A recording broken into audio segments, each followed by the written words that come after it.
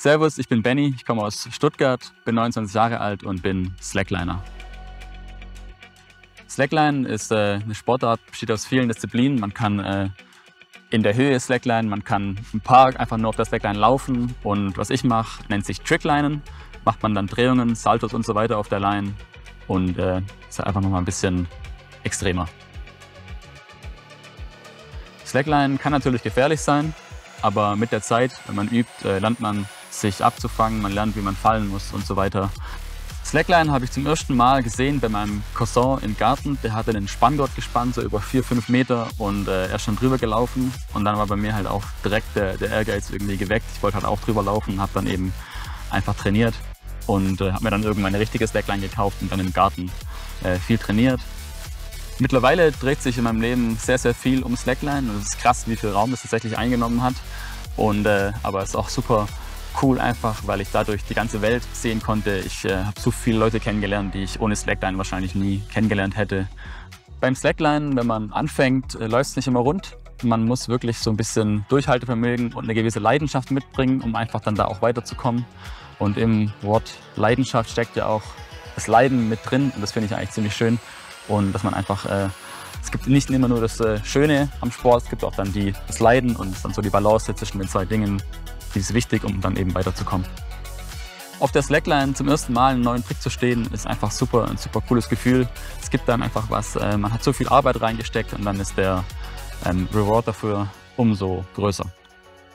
Ich mache Slackline jetzt schon seit 15 Jahren und habe früher wirklich fast jeden Tag 5 bis 9 Stunden trainiert.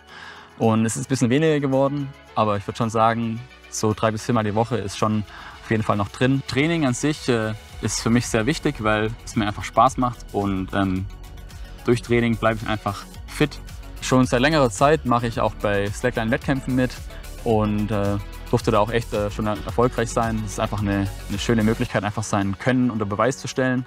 Und natürlich bei den ganzen Wettkämpfen sieht man auch die ganze Community wieder. Man tauscht sich aus, was passiert in Brasilien, was passiert in Japan eigentlich mit dem Sport, und das ist dann immer ein schöner Moment. Mein größter Erfolg, würde ich sagen, war, als ich die Red Bull Airlines in Naples, in Neapel, gewonnen habe.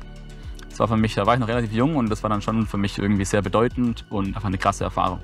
Beim Slackline-Wettkampf sieht es so aus, man hat eben eine Slackline gespannt. Der Athlet hat 2 Minuten Zeit, seine besten Tricks eben zu zeigen. Dann gibt es 3 Judges, die nach verschiedenen Kriterien bewerten. Die Kriterien sind Kreativität, Difficulty, also Schwierigkeit der Tricks, und Overall Performance. Als ich mit Slackline angefangen habe, war der Sport noch sehr neu und es war demnach umso cooler, einfach mitzuwirken. Man konnte neue Tricks eben stehen, die noch keiner gestanden hat, und es gab überhaupt keine eingefahrenen Strukturen. Man konnte sich wirklich ausleben und hat einfach so ein bisschen mitgewirkt, den Sport zu entwickeln. Ich sehe die Slackline wie ein Trampolin. Ich kann das Trampolin überall aufbauen. Es ist sehr flexibel und ist halt eben nur ein bisschen schwerer, aber habe halt eben gleich sofort, als ich angefangen habe mit Slackline, dachte ich sofort eigentlich auch an Tricks und Drehungen und Saltos und so weiter, und dann daraufhin auch mich so weiterentwickelt.